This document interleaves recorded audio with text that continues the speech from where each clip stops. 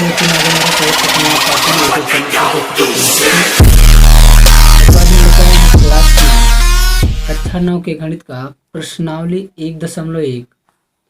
तो आज हम इस प्रश्नावली 1.1 के सारे क्वेश्चन कवर करेंगे, तो ध्यान से देखिएगा।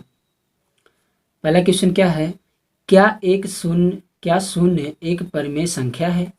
क्या इसे आप पी अपान क्यू के रूप में लिख सकते हैं, जहां पी और क्यू पूर्णांक है और क्यू नॉट इक्वल टू 0। यहाँ पे ध्यान देना बच्चों, ये जो क्यू इक्वल टू 0 है ना, अगर इस इक्वल टू को ऐसे हम क्रॉस कर देते हैं तो इसको नॉट इक्वल टू बोलते हैं, यानी कि बराबर नहीं होना चाहिए। तो इसमें कह रहा है क्या शून्य एक परिमेय संख्या है। तो सबसे पहले हम थोड़ा सा परिमेय संख्या के बारे में समझ लेते हैं। तो चलिए मैं बताता हूँ। देखिए, परिमेय संख्या का मतलब होता है पी अपान क्यू के रूप में। पी अपान क्यू का मतलब अंश और हर के रूप में। कोई संख्या अंश और हर के रूप में होना चाहिए, लेकिन कंडीशन ये है कि ये जो क्यू है, क्यू नॉट इक्वल टू 0 के, यानी क्यू 0 के बराबर नहीं होना चाहिए। तो ये क्यू क्या है, हर है। इसका मतलब ये है कि ये जो हर है, हर आपका 0 के बराबर नहीं होना चाहिए। जैसे मैं कोई भी संख्या ले लूँ, तो ध्यान देना, कह रहा है क्या शून्य एक परिमेय संख्या। तो अभी मैं इस पर चर्चा करता हूँ, तो थोड़ा सा आपको समझा दूँ कि हर की जहाँ तक बात है, जैसे मैंने ले लिया 2/5। अब ये 2/5 लिया तो ये एक परिमेय संख्या है, लेकिन यहाँ पे देखिए 2 भी है, नीचे 5 है। लेकिन मैं अगर इसी हर को 0 कर दूँ, देखिएगा, अगर मैं इसको 0 कर दूँ, तो अगर मैं इसे 0 कर दूंगा तो ये एक परिमेय संख्या नहीं रह जाए। क्यों? क्योंकि परिमेय संख्या होने के लिए कंडीशन क्या है, पी अपान क्यू के रूप में तो होना चाहिए, यानी अंश और हर के रूप में होना चाहिए। लेकिन ये जो इसका हर है, ये 0 के बराबर नहीं होना चाहिए। यानी अगर हम 0 से 2 में डिवाइड करें तो ये इनफाइनाइट आ जाता है, ये अनंत आ जाता है, यानी इसका कोई सॉल्यूशन नहीं है। तो इसीलिए कहा जाता है परिमेय संख्या होने के लिए पी अपान क्यू यानी कि अंश और हर के रूप में होना चाहिए। और ये जो क्यू नॉट इक्वल टू 0 यानी कि हर 0 के बराबर नहीं होना चाहिए। तो देखिए क्या कह रहा है, कह रहा है क्या शून्य एक परिमेय संख्या है। अब शून्य एक परिमेय संख्या है कि नहीं है? तो बच्चों शून्य एक परिमेय संख्या होती है। कैसे, देखते हैं। जैसे मैंने ले लिया 0/2, 0/6 ले लिया, 0/3 ले लिया। तो देखो 2 से अगर मैं 0 में डिवाइड करूँ, 0 बार जाएगा। 6 से 0 में करूँ तो 0 बार जाएगा। 3 से 0 में करूँ तो 0 बार जाएगा। यानी मैंने इसको 2 से 0 में भाग दिया, 6 से 0 में दिया, 3 से 0 में, तो कितना आ गया, 0 आ गया। लेकिन अगर मैं इसको उल्टा कर दूँ, 2/0, 6/0 और 3/0 कर दूँ, तो ये आपका जो हर है, क्यू है, ये 0 की तरह आ गया। तो ये 0 नीचे नहीं होना चाहिए, तो परिमेय संख्या नहीं होगा। तो 0 अगर हम ऊपर रखते हैं, नीचे कोई नंबर्स है, तो परिमेय संख्या होती है। अतः हम कह सकते हैं शून्य एक परिमेय संख्या है। तो आप इतना कॉपी में लिखोगे कि अतः शून्य एक परिमेय संख्या है। जैसे ऊपर 0 रख दो, नीचे कुछ भी रख सकते हो, ठीक है। तो हो जाएगा बेटा। अर्पित, ध्यान से पढ़ रहे हो ना, ये स्पेशली तुम्हारे लिए है। तो चलिए अब क्वेश्चन नंबर 2 देखते हैं। देखिए बच्चों, क्वेश्चन नंबर 2 क्या कह रहा है, 3 और 4 के बीच में 6 परिमेय संख्याएं ज्ञात कीजिए। यानी 3 और 4 के बीच में 6 परिमेय संख्या। तो यहाँ पे मैं क्वेश्चन को थोड़ा सा कर दूं, क्या कह रहा है, 3 और 4 के बीच में 6 परिमेय संख्या, ठीक है। आगे आप देख लीजिएगा। तो 3 और 4 के बीच में 6 परिमेय संख्या निकालना है। तो इसमें देखिएगा बच्चों, इसमें ये 2 तरीके होते हैं। इसके आप 2 तरीके निकाल सकते हो। कौन से? एक तो आपका क्या है, जैसे ये 3 है ना, तो आप 3 यहाँ रख दो और 4 को यहाँ रख दो। देखिएगा ये पहला रूल है, फर्स्ट रूल, ठीक है। पहला रूल ये कहता है कि 3 और 4 है, तो इन दोनों के बीच में 6 परिमेय संख्या है। तो 6 परिमेय संख्या है, तो 3 के बाद क्या आता है, देखिए 3 के बाद 4 आता है ना। लेकिन अगर मैं दशमलव की बात करूं, 3 के बाद 3.1 आता है, 3 के बाद 3.2 आता है, फिर 3.3 आता है, आप काम लगाते चलिएगा। फिर 3.4 आता है, 3.5 आता है और 3.6 आता है। तो एक बार मैं काउंट कर लेता हूँ, 1 2 3 4 5 6। देखिए यहाँ पे अब 6 हो गया ना, 3.6। तो मैं रुक देता हूँ, इसके बाद ये आपका 4 यहाँ पे हो जाएगा, ठीक है। थोड़ा सा बहुत दूर मत लिखिएगा, ये आपका 4 हो गया, यानी 3.6। तो 3 और 4 के बीच में 6 परिमेय संख्याएं कौन कौन सी होगी, 3/1, 3/2, 3/3, 3/4, 3/5 और 3.3 दशमलव है, 3.1, 3.2, 3.3, 3.4 और 3.5। एंड 3.6। ये आपकी क्या हो जाएगी, परिमेय संख्या। ध्यान देना बच्चों, परिमेय अगर कोई भी नंबर से, ध्यान देना एक बात, कोई भी नंबर्स में 2, 6 या 10 कुछ भी ले लूँ, नीचे एक हमेशा होता है, नीचे एक हमेशा होता है। क्यों? क्योंकि एक से हम इसमें भाग करेंगे तो ये 2 बार ही जाएगा, यानी इसी के बराबर कोई परिवर्तन नहीं होता, तो नीचे हमेशा एक होता ही होता है। तो ये तो फर्स्ट रूल रहा। अब सेकेंड रूल आपका क्या कहता है, देखिएगा सेकेंड रूल ये कहता है कि ये जो 3 है ना, आप इसको यहाँ पे रख दो और 4 को यहाँ बगल में अभी रख दो अभी के लिए, ठीक है। तो ध्यान देना, अगर 3 अकेला है तो बटे में 1 होगा ही होगा, 4 अकेला है तो बटे में 1 होगा ही होगा, ये तो होना ही चाहिए। अब इसके बाद देखिए कितनी परिमेय संख्याएं कह रहा, 6 परिमेय संख्याएं कह रहा ना, तो 6 परिमेय संख्याएं का मतलब ये है कि अब 6 परिमेय संख्या आप इसमें एक प्लस करोगे। क्यों? क्योंकि अगर इनके बीच में 6 चाहिए तो एक तो एक्स्ट्रा होगा ही होगा। तो 6 परिमेय संख्या है तो आपको सबसे पहले जितनी परिमेय संख्या पूछेगा, कितना पूछ रहा है, 6 पूछ रहा है, तो उसमें आप एक ऐड कर दोगे, कितना हो गया, 7। यानी जितनी परिमेय संख्या, अगर 5 परिमेय संख्या पूछता तो 5 में 1 जोड़ते 6 हो जाता, अगर 10 परिमेय संख्या पूछता तो 10 में 1 जोड़ देते तो 11 हो जाता। तो ध्यान देना, अब यहाँ पे क्या करना है, ये दोनों चीज़ें है ना, अगर आपको 6 परिमेय संख्याएं चाहिए तो +1 करेंगे, 7 हो गया। यानी इसके हर को, इन दोनों सवालों जो 3 और 4 है, इसके हर को 7 होना बहुत ज़रूरी है। तो अगर मैं इसमें 7 से गुणा कर दूँ, इसमें भी 7 से गुणा कर दूँ, तो हर तो 7 हो गया। लेकिन अब यहाँ पे रूल ये है कि अगर आप इसको 7 से गुणा करोगे तो आपको हर को आपने 7 से गुणा किया ना, तो आपको अंश को भी 7 से ही गुणा करना पड़ेगा। यहाँ पे हर को आपने 7 से गुणा किया तो आपको अंश को भी 7 से ही गुणा करना पड़ेगा। तो ध्यान देना, हमें इसको, ये रूल है, अगर आप अंश में कर रहे हो किसी से तो हर में करना ही करना है, हर में कर रहे हो तो अंश में करना ही पड़ेगा। तो मैंने इसमें भी 7 से गुणा कर दिया, तो 7 त्रिक 21 और 7 1 7, एक को यहाँ लिखेंगे। अब थोड़ा सा दूर लिखेंगे, ये वाला सेकंड वाला देखिए, 7 चौक 28 और 7 1 के नीचे 7। अब ध्यान देना बच्चों, यहाँ पे 21/7 हो गया, यहाँ पे 28/7 हो गया। तो इनके बीच में क्या क्या हो सकता है, 21 के बाद 22/7, फिर 23/7, 24/7, 25/7, 26/7 और ये 27/7, आगे आपका 28/7 है। ये तो देखिएगा 1 2 3 4 5 6 परिमेय संख्या हो गई ना। यानी इन दोनों के बीच में आपकी 6 परिमेय संख्याएं कौन कौन सी हैं, 22/7, 23/7, 24/7, 25, इसी तरह से 27/7 तक। ये आपका इतना आंसर हो जाएगा, ठीक है। देखिए चेंजेस कुछ नहीं है, देखो अगर हम 7 से इसको डिवाइड करेंगे तो 3 बार जाएगा ही जाएगा, 7 से इसको डिवाइड करेंगे 4 बार जाएगा जाएगा। ये बेशक आपका 28/7 है, 21/7 है, लेकिन है तो ये 3 और 4 ही। उसी तरह से इसको आप डिवाइड करोगे तो दशमलव में आएगा। तो ये सारी चीज़ें आ सकती हैं। तो आप समझ पा रहे हो ना बच्चों, तो इस तरीके से आपको लगाना। और एक बात मैं आपको क्लियर कर दूं कि 2 परिमेय संख्याओं के बीच में, 2 नंबर्स के बीच में असंख्य परिमेय संख्या होती है, अनंत होती हैं, इसकी कोई सीमा नहीं है। जैसे देखिएगा ये 3.456 हो गया ना, 3.7 होगा, 3.8 होगा, 3.9 होगा, 3.9 के बाद आप क्या कर सकते, 3.12, 3.13, इस तरह से बढ़ता चला जाता है, ठीक है। तो ये आपका क्वेश्चन नंबर सेकंड कंप्लीट हो गया। आप इस तरीके से करोगे और बहुत ही आसानी से आपका हो जाएगा। आप चाहो तो ये रूल लगाओ, चाहो तो ये रूल लगाओ।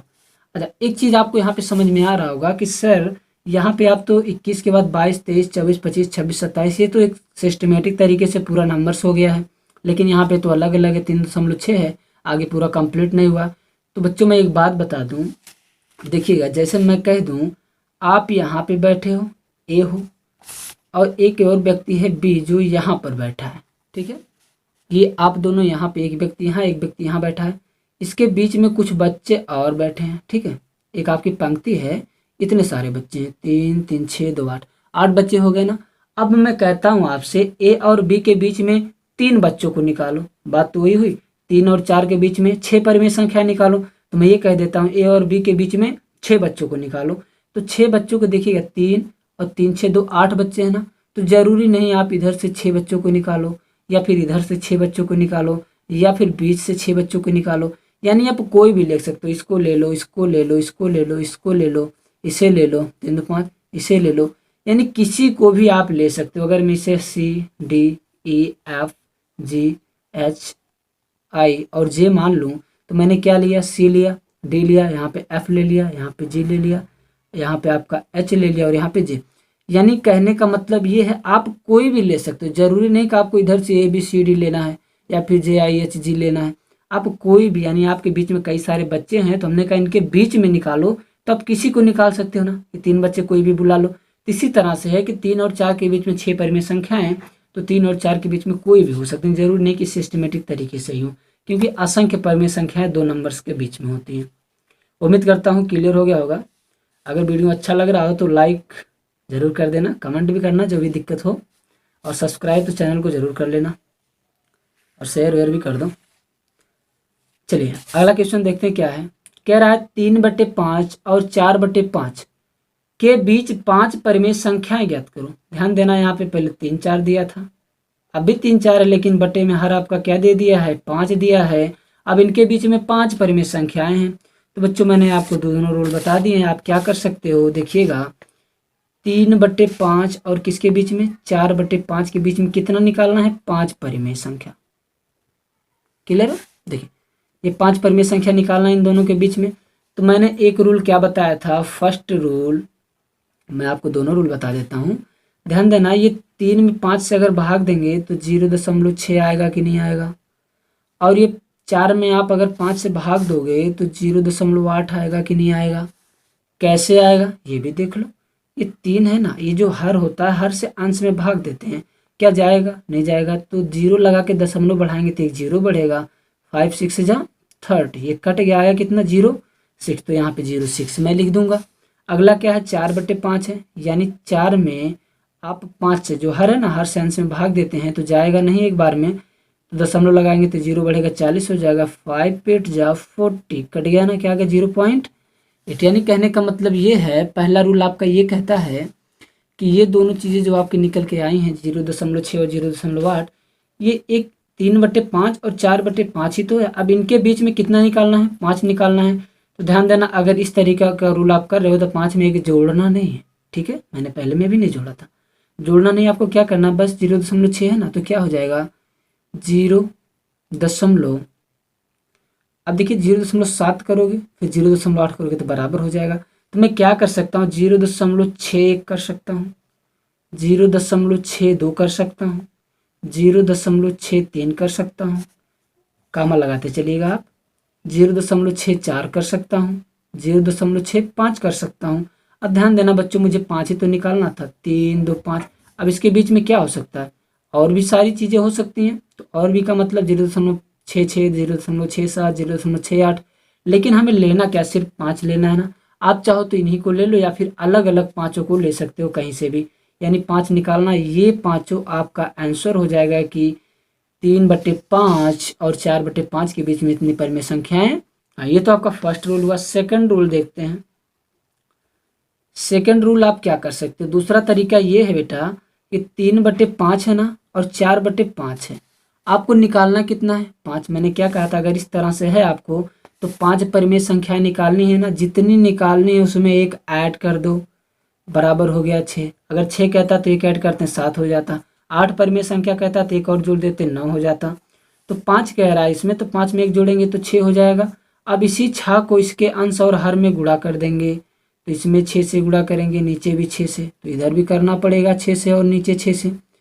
अगर इसका हर नहीं होता तो हम हर एक बना लेते हैं।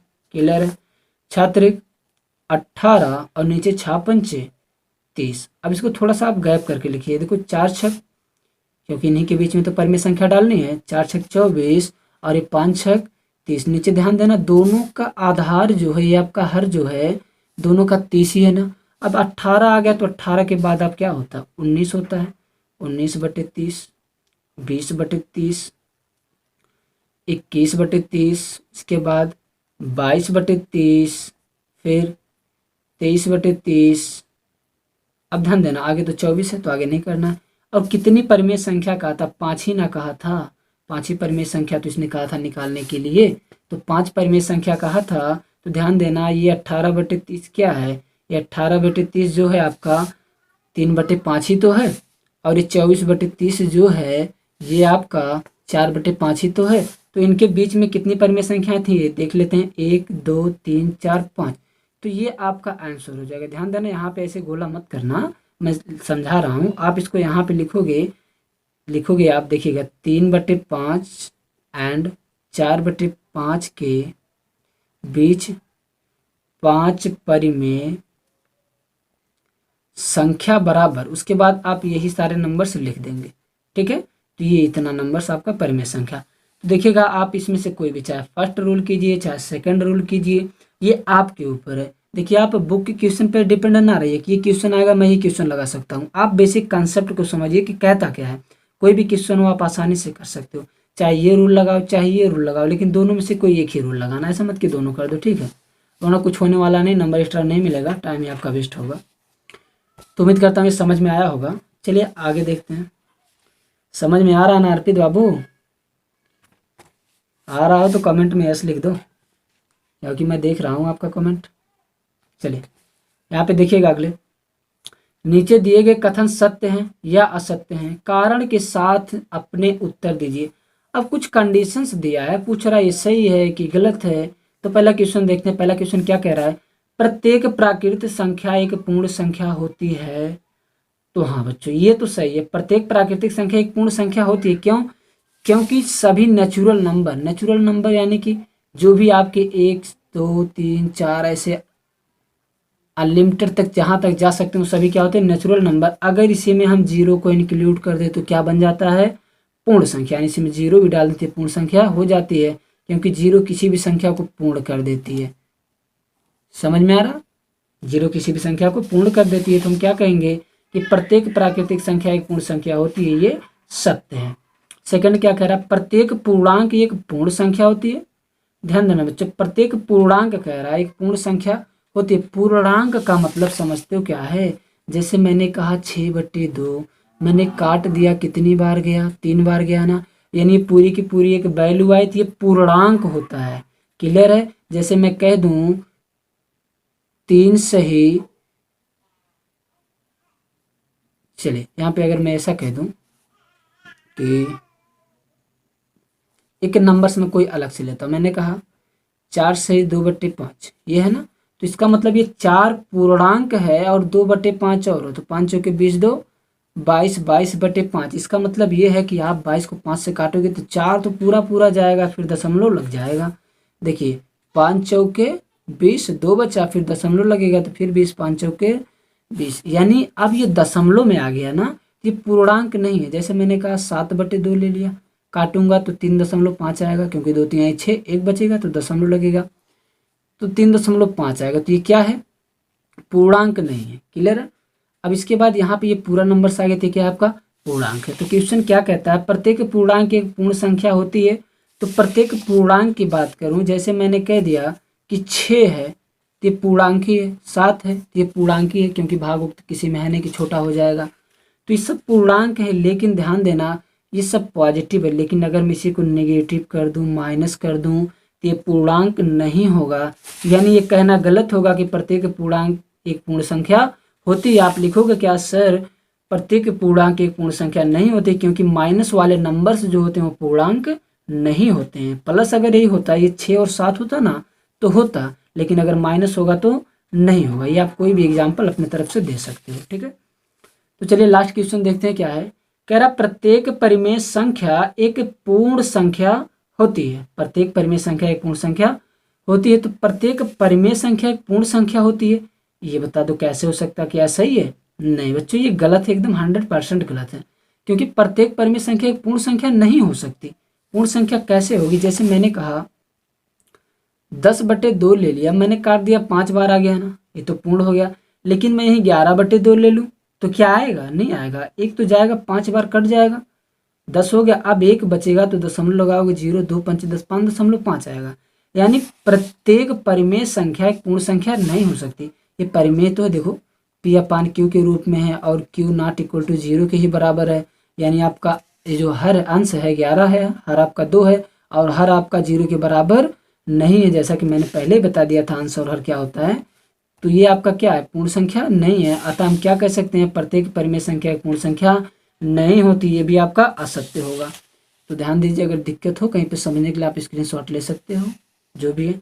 बच्चों मैंने एक एक सिस्टमेटिक तरीके से इस तरह से हिंदी सारी चीज़ें लिख लिख के आपको नहीं बताया कि आप ऐसे उतार लो पेपर में।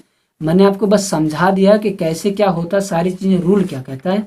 अब लिखने का काम आप कीजिए, क्योंकि बच्चों ये यूट्यूब है। यूट्यूब पे अगर मैं हिंदी में सारी चीज़ें लिख लिख के बताऊंगा तो वीडियो बहुत लंबा हो जाएगा, आप बोर भी हो सकते हो। मैं नहीं चाहता कि आप बोर हो, क्योंकि मैं अपने बच्चों को बोर होने नहीं देता।